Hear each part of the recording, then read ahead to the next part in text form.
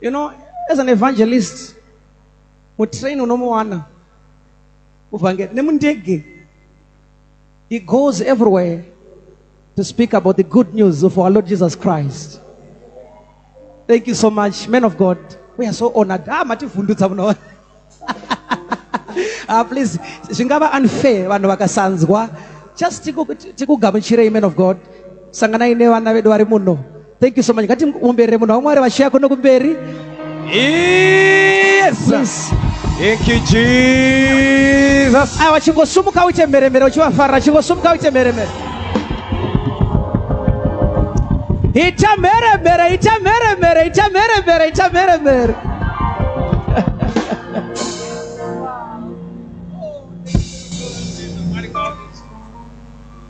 Tigare pasi mazvita ini. Thank you so much. Regai ndikukwazisei chechi muzita ramambo Jesu. Amen. Ndinofara nekugamuchirwa. Regai nditende Mwari womuprofita with this opportunity ndigona kutaurawo kwamuri. Handisi kutaura kwenguva yakareba, but the welcome is so amazing. Ndaitirwa zvakanaka munhu waMwari. One thing I want to tell you, church, we are in a time yekuti vanhu vaMwari vanogona kusawirirana. Vanhu vaMwari vanogona kuva nejealousy nemumwe munhu waMwari. But I stand to tell you, I'm in this place with an invitation, but because I respect the grace upon this man. Oh yes, Jesus. Munhu waMwari, Mwari zvaari kuita through you tiri kuzviona, vazhinji vanozviona, but I chose to come to honor you. Nekuuya kwangu panapa. Some will not come, but I stand here to honor the man of God, the prophet and the prophetess of the house. Muzita ra Jesu. Amen. Yes, Jesus. I feel encouraged. I feel motivated. I thank God for the grace upon your life. Zvinonetsa ndirambe ndakagara kumba nditadze kuona nyasha dziri muguta dziri munzvimbo. Some they travel far kuona kuita kwaMwari ashanda nevamwe vanhu vachisiya vanhu vari close to them. But I chose to differ. I'll stand with the prophet. He's a prophet also to my life, Jesus, and to the nation of Zimbabwe. So ndafara zvikuru. Thank you so much munhu waMwari. Thank you so much. Regai ndidzorere nguva mazvita. Ngatite mheremhere kuna Jesu. Please let us just stand and clap hands to the man of God. Thank you. Thank you, Jesus. What an honor. I didn't know that the man of God was coming into this place.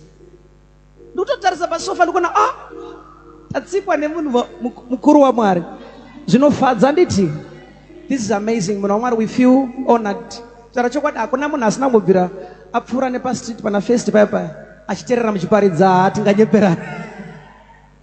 So when you come tinozwa kusumudzirika nekuencourageka. Thank you so much, man of God. Mashoko ndiangazowandisa.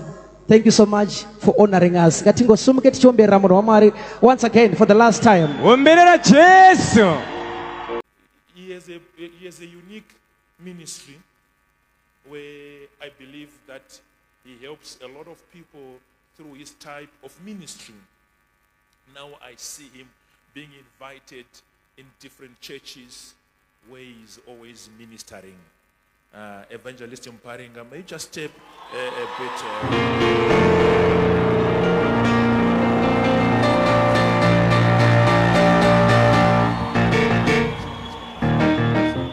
Hallelujah. Nyasawa uchire.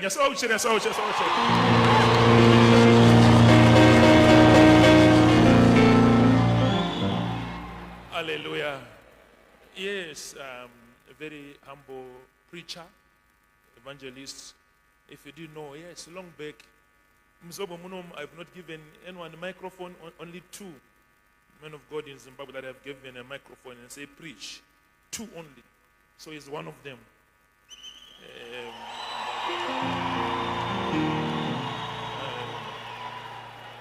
Thank you for receiving him. May you take your seats. May you take your seats. You, the prophet, and your people are about to be blessed because I'm going to give you my servant to speak a word to preach and to teach you and to shock you with some revelations that are about to blow your mind. Hallelujah. Amen. This is a man that does not need introduction, but I'll introduce anyway. Hallelujah. Many people call him Reverend. Many people call him evangelists. I don't know what other people call him, apostle. I don't know. I like to call him Rev, Vema Rev. Amen. Hallelujah. Amen. So, Church of God, if you do me the honor of helping me welcome the man of God himself, Reverend Evangelist Muparinga, to come on the stage. Thank you, Jesus. Celebrate Jesus, Church of God. Somebody give glory to Jesus. Lift up your voices. Clap your hands unto the Lord. Celebrate Jesus. Amen. Thank you so much. Thank you so much. We may be seated. God bless you. We may be seated. Thank you so much. This is my second time to be here. We want to be inspired. Evangelist Muparinga Mamukase. Tamuka mamuka umukumatinash. Awe tamuka ingati say weekend. Ngeke naka. Dimbari irudi. Azitakaza kasangana zikanga. Ngishia mapoints ngatibatsirana kumana. Vakataurirana. Vakatogosheana yakumana. Zinani iri. Stombori nani. Mapoint ndikaka vanogona kurarama. All right, so we want to be inspired and motivated today. What are we talking about today? Nasi tudobata subject success. Success. Kubudirira. Achieve muupenyu. Yeah, it's a broad term. Nokuti zvinoachievwa nekubudira muupenyu zvakawanda, but ndakadiscover now from the Bible, the book of Joshua chapter 1 verse 8. Painoti you have good success. Painoti meditate upon this word, make your ways prosperous and have good success. So kana shoko litoti kune good success, which means the success here in two ways. You can have bad success. Unoona kutobudirira mukuita zvinhu zvakaipa, but mainly apa toda kufocus on good success. Success mjaona kuti iri categories anenge kuva personal success, provincial, regional, national success, then international. Why? Nekuti kazhinji tinonyanyo focus nekudiscuss kana neku appreciate vanhu vaita success globally, internationally. Yet locally, personally, why ndikudaro kuti sometimes kune local success ne personal success. Ndezvokuti ndichitarisa ni success kubudirira, toda kutarisa kuti munhu abva kupi, akasangana nema challenges api kuti asvike paava. Kuti katora success sekuti munhu ari pamusoro apa handi akabudirira, pane mumwe ari pazasi lower level, yes, but zvaakasangana nazvo akakunda kuti agone kusvika platform yaasvika, munhu atori successful. Zvafanana single parent, single mom. Munhu wekuti asiwa nemurume, asiwa ine vana, hakuna ari kumutarisa, oshingirira maybe kuhodha musika, kudzidzisa vana, vana votograduate, obudirira. Munhu sometimes vana vamutarisi, but uchatoona kuti condition yaakasiwa ari, mamiriro angakaita upenyu hwake, munhu akatova successful kuti achieve kusvika pa level yogona kuendesa vana 4 kuchikoro ari single mother, asina help yaari kuwana from anyone. So uchaona success iri macategories akasiyana siyana. Uchitarisa mumwe environment yaakakura ari kuti asvike paari today, it was not easy. Vamwe vakangogara pa platform yanga yakanaka, zvinhu zvikatanga kuflowa, totangoti ari successful. Yes, ari successful, but yandinonyanyo measure nayo ndeyekuti munhu akabva kupi, zvinhu akatarisa nazvo zvaimurwisa, zvaikonzera kuti atadze kusvika paakasvika apa. Kana akazosvika apa akakunda izvi neizvi. So zvawakakunda kazhinji, from me, my own understanding, zvawakakunda kuti usvike pawakasvika ndo zvingatodefine success kwayo than vamwe vanhu vokuti zvakangoberekwa zvirimo mufamily, akangogara paplatform yagara zvinhu zviripo, totaura kuti ichi chibaba chakarongeka chakadai, zviriko ndezvefamily, ndezvekuinherita, but pane zvokuti munhu ane mastruggles akanyanya kuti asvike paasvika paachieve chinhu chaachiva. That dimension of success is very powerful to me, but kazhinji kacho nekuda kwekuti imwe level yesuccess ine munhu ingori ukaenda kumahero, kune inonzi provincial heroes eka. Vakato understand kuti maheroes ariko, but macategories akasiyana, but azvibvise panoti hero. Provisionally is a hero, nationally ndi hero. Vese vakaita basa rakafanana pama levels akasiyana, but nyika yakagona kuzvitarisa, politicians vakagona kuti aiwa munhu anofanira kupiwa status yake sa-provincial hero. Saka tinoona kuti tine vanhu vari successful mulife, hombe zvingabatike, because chinhu chatinoti chihombe tinenge chichitarisa maybe internationally, but kune zvimwe zvinhu zvatinonase kunge zvidiki, but munhu akachiwana chinhu ichocho after ma-struggles nema-challenges akawana, chinhu chakakura. We are living in times yekuti zvichifana nekuchechi. Munhu akapupura ndakatenga GD6 kune class yevanhu inombera kugweta mwe inongoti it's one of those things. Kugweta mwe unoti akomana breakthrough yakadai ndoida. Saka akatenga bhasikoro agone kusumuka mu environment yakadaro. But kune munhu wokuti nezvaakasangana nazvo nepaari chinhu ichocho kwaari itori success, itori achievement, but akanyotarisa internationally, globally. Tinotaura nezvana Mother Teresa tokangana na Matthew Rusike muno. Tinge taonera na Jairus Jiri. Totaura zvana Martin Luther nachaminuka tokangana. Why? Because tinofungidzira kuti success ingori ku international level kwete. But uchaona kuti success in ma categories are different. Ma classes are different. Zvokuti vamwe vanhu vatiri kuandareta. So ndawene this subject so that mwe munhu asazvitarisire pasi kuti maybe nyika indi recognize, but I've done this ndachiva ichi ndasvika pa level iyi. Nationally vanogona sa ku recognize, but iwe wega learn to celebrate that kind of success and thank God for that. Why? Nekuda kuti kune vamwe vakatadza kubreaka kuti vasvike pa that level. Munozva kuna vanhu vakadzidza zvikoro zvokuti is a minister today, but akakupa nhororondo yake munhu even asina zvimwe zvinhu zvaaita mu life, but that platform yaakasvika iyoyo success yakakura, because zvaimurwisa zvaida kumudonedza kuti asisvike ipapo zvakawanda. Saka uchaona kuti Mwari akasika nzou ndiye Mwari akasika mosquito. Mwari anoita zvikuru, ndiye anoita zvidiki, but chinhu chese chine purpose ne reason why chakaitwa. Saka mosquito inogona kuva, but hatigone kuzoikompare nenzou. Amen. Unoziva kune day rinonzi malaria day, nenyaya yekuti kune mosquito dzinoshungurudza nekurwarisa vanhu.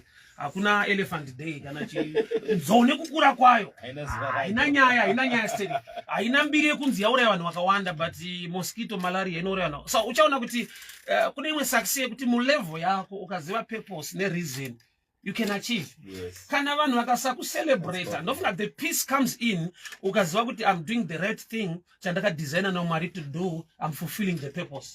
Because in success that you know from the biblical point, ndechekuti you must know the purpose of God concerning your life. Zvaunofana kunge uchiita chinangwa chaMwari maringe upenyu wako, izvo zvinokupa joy ne peace watoachieve success. So muchaona kuti Jesu pane paanombotaura titi kune vese vakaberekwa nemukadzi hakuna anodarika John the Baptist among the prophets. But ukatarisa in terms of miracles, John haana recorded miracle kana one. Na Elisha na Elijah vakawanda vakaita memeroko zamutsano akafa. But why John? Why John akafulfilla purpose yaitadza kufulfillwa nevamwe? Why? Vamwe vaingoti kuchauya Messiah, ana Isaiah achiprofita kuuya kwa Jesu, but John is a prophet. Akatosvika pakumbata akati iri ndiro gwayana rinobvisa zvivi zvenyika. Kureva kuti aita fulfill chaida kuitwa nevamwe, but vanhu vachitarisa pamaranks ezvinhu zvechiprofita vanototi but Elisha anga akapenga atoita kuenda kudenga ari munhu chaiche akamutsa munhu akafa. John haana a recorded miracle, but is so successful ministry yake, because ministry yake yaiva ikungoratidza vanhu kuti ndiye Mwari wacho, uyu ndiye Messiah, uyu ndiye Jesu. Saka uchaona kuti mu life dzimwe nguva tine vanhu vatiri kucelebrate pamaonero nemafungiro edu zvichida vasiri kucelebrate even nedenga. In terms of ministry, maybe churches. But no one don't how yakapenga achieve zakati, akapenga achieve zakati. But the real goal, because kune good success, which means also kune bad success. Someone can be successful, mumaonere evamwe vanhu, but atori ku bad success. Kogwait ari mu good success, but asina zvimwe zvinganzi nevanhu ndoku achieve. Because sometimes we look at material things, indo successful men manje. Buzanga vakadzimbaidza kadai. Togona kukanganwa kuti building things, kuvaka zvinhu nekuvaka munhu, chiri more important is building a man. Kuvaka vanhu, kubuilda vanhu kuri important than kubuilda a building. Why? A building can collapse, but a system legacy idea mupfungwa dzachigarwa mu vanhu kusimbisa nekugonesa vanhu kunorarama a lifetime. So uchaona kuti achievement nechatinoti success zvinosiyana. To an extent yekuti kune vanhu vari kuchinyirwa nhasi vari kutarisirwa pasi kuti haana chaakaita global international, haana chaakaita, but kwakabviwa zvaakasangana nazvo, zvaakapesana nazvo zvaida kumuwisira pasi, zvakakura zvakawandisa. Paari paposition ipapo, even asaitaita zvimwe zvamunganongedzere, izvo zvinotoda kutomboombererwa maoko kutendwa sokuti akomana murume uyu ndo maakabuda namo ndo maakachivha nekuchikoro kwandakaenda kuti some guys vari so successful mulife. But pachikoro pataienda chimwe chikoro changodaro changosara kumaini kujumbo kwekuti hautarisiri somebody big to come off that place, but we've got a lot of guys. Vamwe manager ku Trojan Mine, the mine manager Trojan Mine, that's the same school inonzi kujumbo kushingirayo chekumachonyonyo chekutoti mupfumbuka dust class, but this is now running a big company. Aitombowa CEO kumbada Diamonds, the guy is Thomas Luciano. But paakabuda napo, so to me ndichivatarisa vari successful. Why? Because zvaiva kuvadonedza nezvaivarwisa nematakakurira nemataibuda namo, it's not easy to break it kuti svike kumalevels iwayo. Saka uchaona kuti vanhu ivavo mulife now vanogona kusanyonyoonekwa stereki. Why? Because vanhu vazhinji havazivi kwakabva nemunhu, vanoziva paane munhu. Saka uchaona kuti vamwe vakangoraidha paplatform yakacreatwa kudhara. Yes, is success because agara pachinhu chiri kufambawo zvakanaka, but the good success is so powerful and so touching, inogona kuinspire vamwe. Because muchaona kuti tine vanhu vari kucelebratewa nekuda kwokuti vane zvaachievha muupenyu, but vachishandisa nzira dzisiridzo. Amen. Dzisina kunaka, dzisingagone kutichika vanhu kuti do this and achieve this. Pane zvimwe zvongoti akangwerikana apa bhozi akazivana naningi. Haugone kuticha mwana wako kuti zivane nevanhu kuti usimuke. Haisi formula yekuti tingagone kunyanya kushanda nayo. Of course zviriko, miracles are there. Zvafanira kubhora munogona kuwina nekusagohwesa timu ikazvigohwesa, but hazvitrainwa. Hamutraini on go. On go ilaki masanga. Saka uchaona kuti there are times yekuti tine vanhu vokuti chinhu chaakaachievha chakafana ne-on go. Achigona kudzidzisika vanhu. Hamungaende kutraining motakumana nhasi amutraini vachazvigohwesa vega. Never. Munototraina kugohwesa imini. Vakazvigohwesa vega ibonus. Zviriko munotopiwa trophy team yazvigohwesa, but mainly ndimunopractice kugohwesa kwacho. Saka kune tikungobva kuti dzimwe success dzine vanhu ma-on go. Kune munhu akangochunira akangodhibhawo chinhu chake munhu angochijuma kubva atofamba nacho. Saka kutonzi akapenga ndiani chini, but pamwe chakabvutwa. Hautiche munhu kubvuta chinhu, unoticha vanhu kuachievha chinhu. Saka success iri makategori akasiyana, uye inoda kuongororwa, kudzidziswa kuti asvika apa munhu anodii, kuti asvika apa munhu anenge afamba sei. But there will come a time yekuti tine vanhu vasina kuita zvinhu zvakakura stereki, but vari successful palevel yavakaita zvinhu vakasvika, but nyika inogona kusazviona. Komana ndokwakabviwa here kuti munhu asvika apa. Saka tinokanganwa kwakabviwa, tongotarisa kuti kana wakasvika apa uri successful. Kana usina kuvaka ichi, usina kudii, tine vanhu vasina kuvaka kana building kana one, but munoziva here kuti asina kuvaka building kana one, akavaka vanhu vakazovaka mabuildings akawanda. So building men to me is one of the greatest achievements, success yatingayemure mulife. Kuti une information, une zvawakadzidzisa nekuonesa vanhu zvakuita kuti vanhu vagone kuachievha nekubata zvinhu muupenyu. The other side nderekuti kugona kuappreciate our own kunokipa success. Tinogona kuencourageana better than kuti we talk nyaya dzevanhu vari kure, ignoring our own. Muchaona kuti imwe yatinoti African attire kazhinji kunoko Nigerian attire yakadominate Africa yacho ikanzi African attire. Ndikapfeka chinhu chekunigeria ndakaura African attire. But inyaya yekuti Nigerians vakagona kurespecta their own dressing, vakaivavarira zvokuti munhu ane mari anenge achingopfeka chinomuchirapa chidaiso maoko. Unoona munhu ane mari yekuti anogona kurowa Gucci, but anenge achipfeka chii chongoda ichechi. Ari kuzvomesera akangogara garobata udaiso. But to them zvine kapride kuti ndo kwedu ndo chinhu chedu. Kuti ndo kucreata kwatinoita success by celebrating our own. Pakugadzira chinhu chedu, brand redu, chinhu chatinogona kugamuchira tese, tomira nacho, chova successful. Sometimes dzimwe success dzatiri kuchemera tinoita boro masystems evanhu. Zvafana with our own language. Unoziva kuti ndakatozidiscover ndatoti kurei kuti English ingori language, hakuna achievement yaunenge waita kugona kutaura chirungu. Because you can be poor uchitaura good English. Unogona kutotadza kutaura English wova successful. Ndakasangana nemwe mudhara so anga abva kuItaly, wanga ari taya agara ukweko mumurungu so. English yake yari very poor. Aitaita kudza zvinhu zvaakaita mulife nekuzoya kuzongozorora kuzongogara kuZimbabwe. Munhu ari powerful but ana English. Ndikazodiscover pamwe pacho takameja pachinhu chekuti takafundzwa kuti success yet ingori language ingoriwo common. So tinoona ma-Chinese they make great business nekuachieva zvinhu mulife using their own language. Why? Because vakazvaunderstanda kuti English haisi mugroup ezvinhu zvatingati success. Ingori just communication. So imwe challenge ndeyekuti tine zvinhu zvatakarespecta tikati izvi ndo success yet hazvisi mugroup resuccess. Success iripo is to empower people, to kusiya legacy, to make things work for people, to encourage people to believe in their own things. Nekutarisa kuti munhu celebrating our own to a level yekuti tinongotarisa munhu kwaabva haana zviombe zvaakaita but we need to appreciate. Come on. Ndine muniseni wandofarira old school James Shimombe. You know, matimes awo kusina mastudio anenge ariko nedigital world iriko ukanzwa music yake so very powerful. The Phil Collins of Africa. Airova to a level iri international ari muno musina zvimwe zvezvo ungade kuti ubatanidzwe kuti music inyatsobuda. Those guys were very successful. But dzimwe nguva tinoti no, it's one of those things because ndevedu ona. The challenge yatina sometimes munhu akava successful ari wedu. We don't talk of it. Come on. Jealousy charinoita, jealousy rinoshanda mainly against vaunoziva kana kuti vari close to you. Zvakaoma kuti uvenge Michael Jackson, zvakaoma kuti uvenge munhu ari kuAmerica, zvakaoma kuti uvenge Westlife. Yes. Ungatovenga Jumpress pane kuvenga Westlife. Why? Because ndewedu munhu wedu. Saka success ikangoya muarea medu kademonic jealousy karipo. Moyo wegoda aiwa azviita ikakushora dai. Yes, agone kunzo kune vasingagoni vatinongofarira because vari kure nesu. Saka sometimes chatitadzisa kuti tigone kucelebrate success kuiembrace nekufarirana ingori spirit jealous. Come on. We are so jealous to each other to an extent yekuti kana ukawa successful uri pedyo nena haisi success.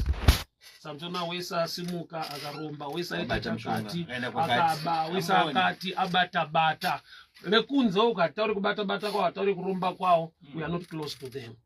Tizobva tavacelebrate. Yes, we have got our own locally vari kutoachieva nekuita zvinhu we don't celebrate. Saka sometimes chinouraya success kana culture yekuti tibuilde vanhu vari successful inyaya kuti vatori successful vacho havacelebrate ma-victims musociety yekuti people they talk. Ukaenda paFacebook social media matutirwo anoitwa yatinoita vedu nekubhiga vekumwe yeti paplatform yesuccess vakomana mukatarisa music yajaha kuti mufana wokuzomba asvika on this international platform zvega izvozvo paplatform yaasvika nekwabviwa tinomuziva kati chimuona achitanga chiimba nachiriyo mukomana waenda mukomana wasimuka ndo success yatofanira kuembrace nekufarira but inongochinoshedzera veiko why is our own.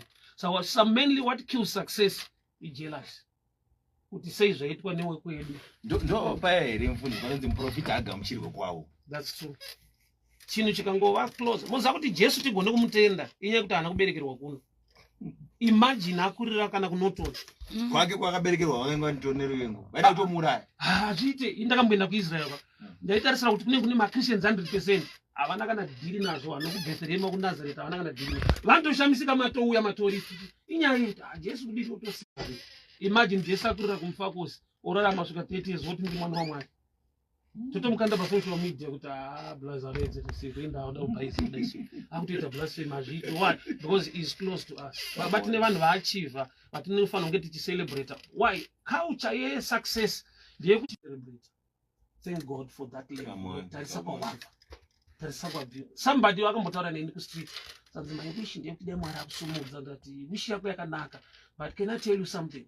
2005 2006 ndairwara ndine TB beyond tigara kudomboshawa ndichifamba netsvimbo makumbo akazvimba. Saka unoona ndaabheki mutown ndane utano ndaakuparidza.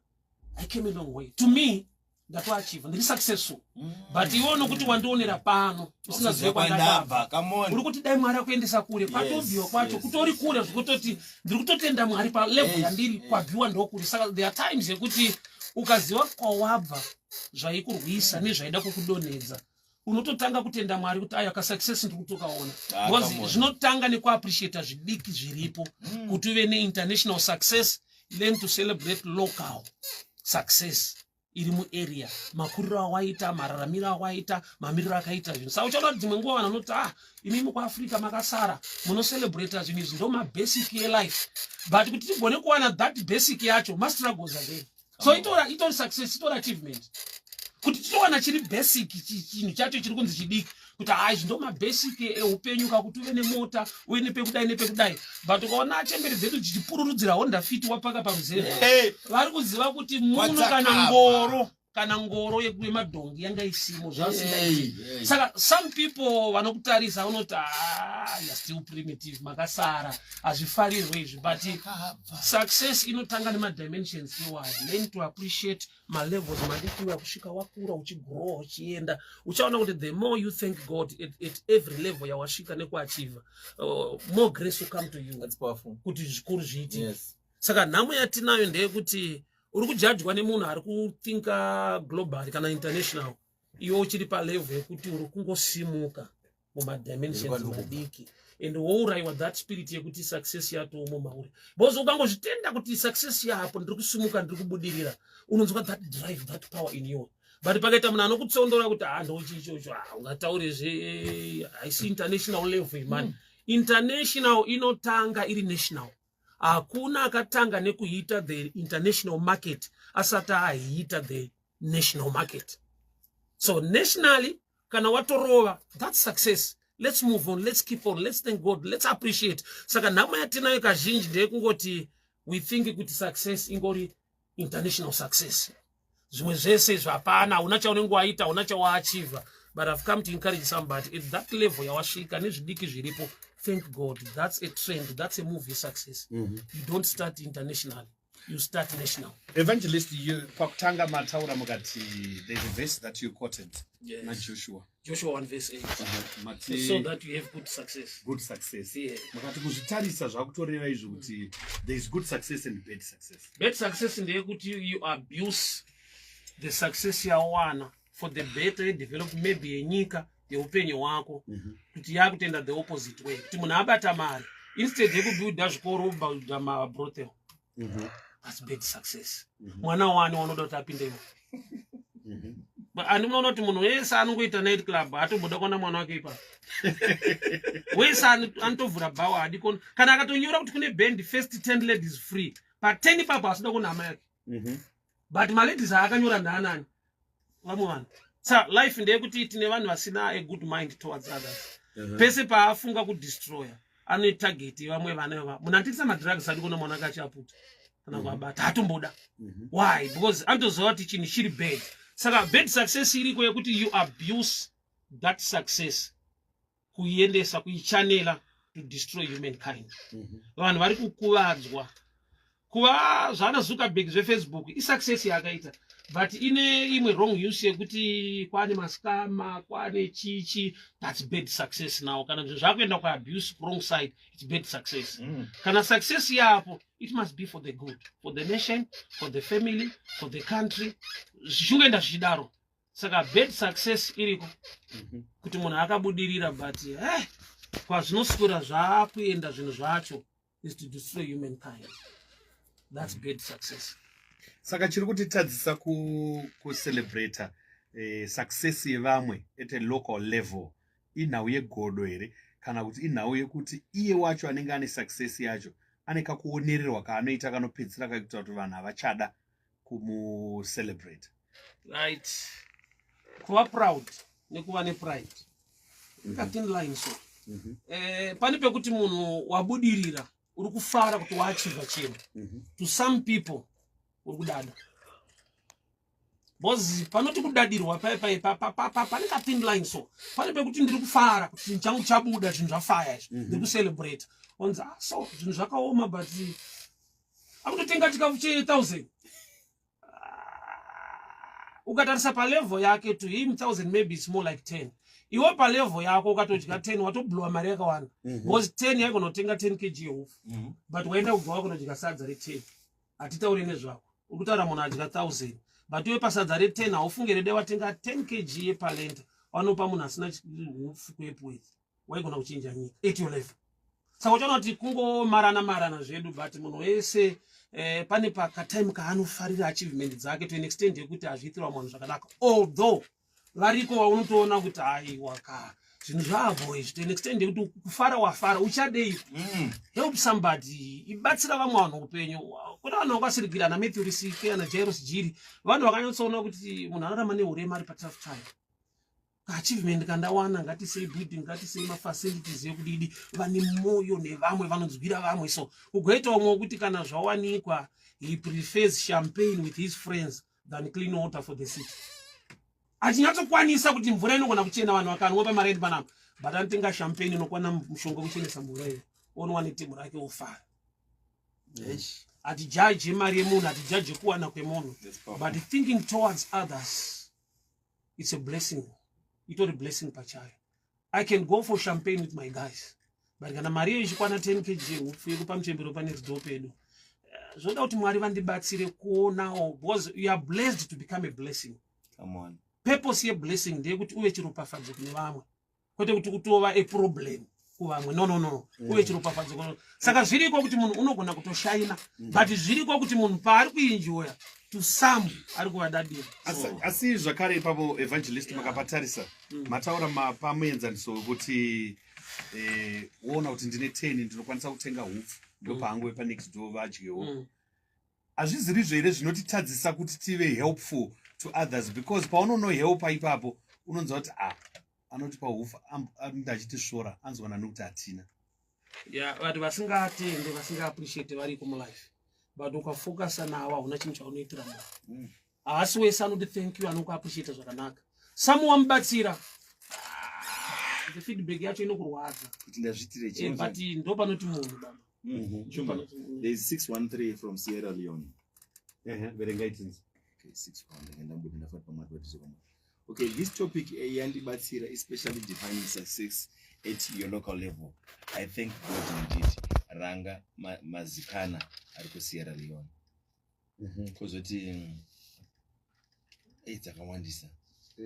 But panyaya yekucelebrate vanhu, evangelist, kana kucelebrate success yemunhu, do you need to be welcomed to celebrate someone, or you can celebrate without being welcomed by that person? Variko vekuti we celebrate them tisina kana welcome yawo. Nditaura nyaya yamukurudzei pana.